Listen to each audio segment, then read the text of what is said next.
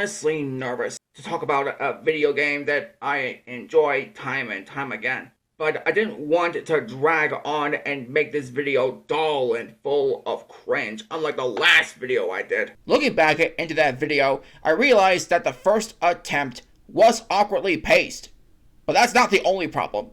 Not much editing on my software, though I did a decent job at expressing some detail on today's game that I want to talk about in this video.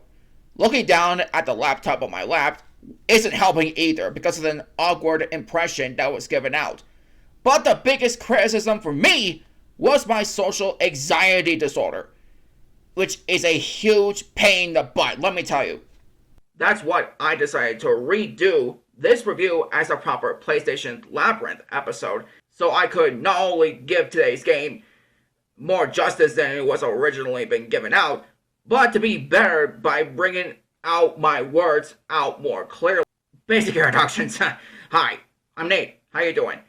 And where to honestly begin? Around the 2000s, my earliest gaming memory went back to the PlayStation 2, and I still have tons of nostalgia for it. It's still the most popular gaming console that everyone can enjoy as of today. I know people would prefer the kid-friendly games from Nintendo or the bloody games from the Xbox, but there's just something about the PlayStation that fits right in the middle, something that feels welcoming for everyone. As time went on, with the current generation still running its course, the projects themselves get more expensive to obtain, yet more passionate with every project they put in. More times than necessary, however, the constant delays in recent memory hurt the gaming community more than it should. Despite this, there are two games that ultimately got me into the industry as well. One of them was Marvel Nemesis, Rise of the Imperfects, a Marvel fighting game that is a bit too dark for my standards, but I may consider looking back into one of these days. The other is Ratchet and Clank, a 2002 action platformer that I still enjoy. It was both created and developed by Insomniac Games, the same game company who previously developed the Spiral trilogy for the PS1. After Year of the Dragon, the Insomniac Games left to develop their own game. It only took a few attempts, but this is the final result that they are happy with. It is the same game that spawned a franchise because of the growing popularity it has gotten over the years. Over 2 decades, does it still hold up despite its age and problems that goes along with it? Hopefully this video will get the answer you wanted. Without further delay, this is my review of the PS2 exclusive title, Ratchet and Clank. The story follows Ratchet, a mechanical Lombax who is constructing his spaceship so he can finally get out of planet Veldin. But without a robotic ignition system installed, this hunk of junk couldn't fly and he wouldn't go anywhere as he pleases. Meanwhile, on planet Quartu, a small robot was made due to a malfunction. After witnessing Chairman Dreck's grand plan via an infobot, the robot managed to escape from the factory but crashes in Veldin literally 30 minutes later. While investigating the crash site, Ratchet picked up the small robot, later named Clank, and brought him back to his garage. After some amount of time, Clank woke up and asked Ratchet for assistance to help him look for Captain Quark, believing a hero like him could help them stop Trek's plan to create a new home world for the Blard. Currently, I'm in search of someone who could be of assistance in saving the solar system. Do you know where I might find that fellow? Well, he's on the radio every week. Other than that, no. Bolts are the main currency in this game. These can be obtained by destroying crates or beating enemies. If you have enough bolts on your belt, you can access the Gatchatron vendor to purchase a new weapon or refill your ammunition in times of trouble. There are also some Gatchatron crates which let you pick some ammo for free if refilling them with the vendor wasn't the best option for you. What's interesting to me was the merchant here. With his recommendations and one-liners, it's nice to see some personality from some blog citizens on the field other than Skip McMarks. It's a shame that Insomniac Games decided to remove the merchant in later games, but what can you honestly do? Let's go, buddy. I ain't got all day. When entering a new world for the first time, a new weapon is available to purchase whenever a certain amount of bolts is paid for. Some like the flamethrower or the bomb glove are simple and easy to use. Others like the Glove of Doom or the Devastator are destructive by their own rights. Out of the 30 plus weapons to choose from, the Tesla Claw is my personal favorite because it can shoot electricity at enemies on contact, yet it drains energy fast if held down the circle button for too long. When it's time for Clank to investigate an area, you'll know he'll be fully prepared for this job. Unlike Ratchet's weapon arsenal, Clank can use gadget bots to give out 4 simple commands if he wants to. He can either have them follow you around, wait in a certain spot, enter a gate that is blocked off, or attack any enemy in sight. Most weapons can be upgraded by both your currency and gold bolts, which are scattered throughout the game. There are 30 gold bolts to find. Some won't be obtained without proper equipment, while others shouldn't be an issue. Near the third act of the game, there is a certain area where you can purchase half of the gold weapons, which gives you more than what your current weapons normally have. The other half of the gold weapons can be found through a transporter in Planet Novalis when starting a New Game Plus. In any action game, there has to be something nothing can compare. This example includes the Rhino, short for Ripya, a new one. This massive rocket launcher can obliterate any enemy the weapon has locked onto. The weapon is also expensive to get your hands on, but once obtained, it's easily satisfying to rip all enemies a new one. Out of all weapon ammunition, the Rhino is the only one that doesn't allow you to pick up its ammo for free. Instead, you'll have to purchase the Rhino's ammo through the Gadgetron vendor, which is a lot less than buying the weapon itself. Look, trash can, did I say anything about it being hot? You better watch your mouth or I'll... Wait, don't tell me. Rip you a new one. On some occasions, there are a handful of gadgets to be obtained and give the player a helping hand. The swing shot is a prime example of what a useful gadget should be, allowing one to swing it into versatile targets and get across long gaps in the area. The grind boots is also a favorite of mine, allowing me to ride on rails to get to a certain area. Although most are improved to be a great endeavor, not all of them unfortunately fit right in. I found this. Hey, cool. It's a, what is it? A hydro displacer. Great. I always wanted one of those, I guess. In some aspects, you'll come across some items that'll give you an advantage as well. One best example is nanotech, more in this case your health bar. If some lucky punk get the best of you and ran out of health, you'll have to restart to the last area you set your foot in.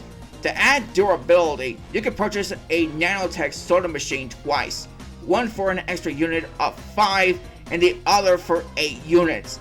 From the sequel onward, Insomniac Games adapted the health upgrade in many ways. The fun item for me is the hoverboard. With this, you can participate in the hoverboard race competitions, like one in Blackwater City as well as in the Gadgetron HQ. If you have the Zoomer upgrade installed, you can perform tricks, flips, and gain more speed to gain the advantage in the racetracks. At the end of most passages, there are infobots to obtain, which contain coordinates to new locations across the galaxy, judging from level design. There are 18 worlds to explore, and there's nothing wrong with exploring those worlds. Not at all, but just as long as the map allows you to go. And blast it! Look, plumber's crack. What did you just say? I said, look, the plumber's back. All right, wise guy. Aside from the transporter on Novalis, there are other features added in the goodies section while starting a new game, which can save over your currency and arsenal. But all gadgets and most items will have to be maintained or paid for again. If you complete certain requirements like getting all the skill points or obtain all gold weapons, you'll unlock special features including a behind the scenes video and concept art in the making of the video game, which I can respect the most. But what caught the attention of most people was the TV commercials. I admit, it is a good representation of what the game wants to be. Oh, man. Oh. Even though I know this game by heart, I don't use the cheat codes to get around easier. But since it is optional, I might as well fill you in. The codes in this game require you to do flips and action commands in order. There are 7 cheat codes to trigger, including mirror levels, big heads, literally, and brief invincibility. There's also an Easter egg code trigger on a one-noted character, which I didn't have the heart to pull because gamers nowadays have their hormones get the better of them. At the same time, they don't have the patience to grind for specific weapons like the Rhino as well. But if you want the easy route, you need the proper equipment to glitch your way to the Blackwater City racetrack and use the Infinity Bolt glitch to get your currency to a certain amount. The way I grind for bolts is to go to the areas with the most bolts back and forth until I hit the right amount. Oh, it's tedious going back and forth, but it sure beats having my PS2 turned on all night. Picking the best level in the game, for me, it's honestly tough because there are some interesting ones that I have considered. But if I had to pick one, it would have to be the Gadgetron headquarters on Kalibo 3. Despite Drek's elite forces giving players more annoyance than they should, the world had plenty of interesting challenges to tackle, including finally meeting the help desk assistant, who often helps you on your journey since the start of the game. Oh, man. Come here often? Actually, I work here, so I come here all the time. Oh, yeah. The worst level in the game goes to the Gorda City ruins on planet Altanus. Every time I imagine this level, it just drives me nuts. Right from the get-go, Clank won't help you because of a lightning storm that struck him down. Come on, wake up! Captain Quark? No, goofball. It's me, Ratchet. What happened? You got toasted by lightning. There are tons of enemies to destroy, platforms to carefully navigate, and the worst thing about this world is the Magnaboot passageway. Here you have to traverse through the end without slipping off the ice or falling off the ventilation shaft, which happens to be a lot in my playthrough. But to the world's credit, finding the Morpho Ray and the track playing during the passageway slightly made up for the horrible world. The story is simple enough to follow, yet a bit too repetitive at times. While both heroes had a personal struggle with both realism and trust, which are the story's main conflict, the writers did a decent job holding it together. The bond between Ratchet and Clank works in most ways. Yet, my only concern was the execution. After my playthrough of this game, however, I am not worried about it too much. The level design is unique to some extent. You can tell that a lot of thought and creativity was put into the game and it works. Most of the time, you have to go to point A to point B in order to progress through the story. Yet, on some occasions, secrets like the gold bolts are hard to come by, and players are itching to get their greedy, sinful donkey hooves on it. Yet, at the same time, it's just satisfying to learn their own way around the area, especially if you have played the game a million times like I have. There are not a lot of boss battles to come around because of the game's platforming gimmick, but it is a good change of pace from all the platforming the game throws at you. My personal favorite boss battle is the dogfight against Captain Quark. Unlike the 3 boss battles presented, this one is more focused on space combat, which is previously learned on planet Poketaru. Most of the voice actors did a great job performing their roles. David Kaye's role as Clank brings a robotic performance, yet he fits in nicely and he did a good job fleshing out the character. What are you smiling at?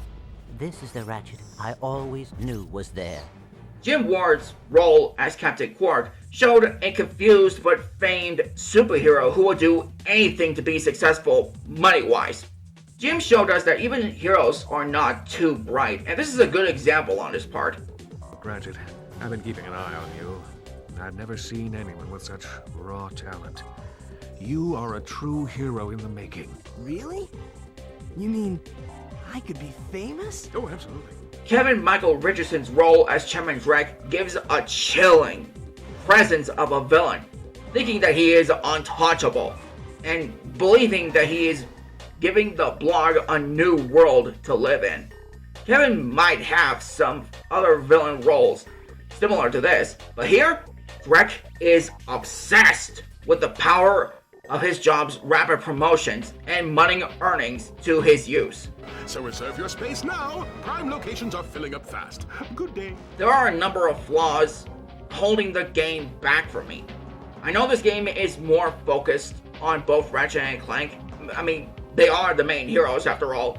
But the biggest mistake it has caused, it is too self-centered for its own good, pushing the secondary characters aside for a few cutscenes alone.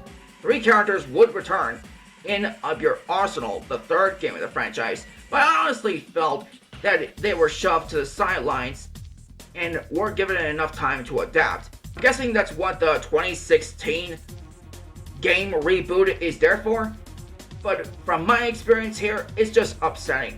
Aside from that, there is one voice actor that didn't make sense to me until I did some research for this review. Mikey Callan did a decent job voicing Ratchet here, but at the time of this game's release, he was replaced by an acting veteran, James Arnold Taylor, who took over the role starting from its sequel, Going Commando. The main reason for this change is because Insomniac Games wanted to go for a different direction from what the franchise is going after the original title was released way back in 2002. To Mikey's credit, he did return to the franchise in full frontal assault. Almost misspoke there. But has a completely different role instead. Gotta do something, right? Ratchet's tone is a mixed bag for me. I always felt that he had a unclear, carefree sense of morality. But the change on the story's part did a good job, not only changing the character, but giving him a sense of purpose too. Some of the gadgets are not entirely useful in a situation given the circumstances. The Persuader, for example, is only useful for discounts at a Gadgetron vendor. It's great and all, but once all the weapons are purchased, there's no point in keeping it around anymore. You will find raritanium for me. No, I will not. Piece of junk. Items like the Code Bot only work on one vault on Core 2 and nothing else. The Gadgetron PDA, to me, it's just shameful. Sure, it can help purchase ammo without going to the vendor, but the prices felt like a massive price hike. I don't recommend that device to anyone who wants to make their situation easier on themselves. You guys get my point, right? Some items are for 100% completion, and some gadgets, well, they just sucked. Just like Captain Quark. You can always trust Gadgetron quality, for my name's not Steve. The original Ratchet and Clank still holds a special place in my heart. As of today, it's still going for 2 decades, with its recent true sequel, Rift Apart, taking place after Into the Nexus and not the 2016 reboot, for those who are confused. Despite this, as the first game that I've officially owned and still does, I'll always remember the original title. Sure, blowing stuff up is the main objective of it all, but that's just for the gameplay perspective. The story of trust works just enough to keep the overall experience going. It works well enough for me to understand. It's far from perfect, but I agree that Ratchet and Clank for the PS2 still holds up to this day. And this is the game that I recommend, especially for teenagers out there, because that is the target audience after all. Judging it as a game for that particular age range, This is a good game to pick up.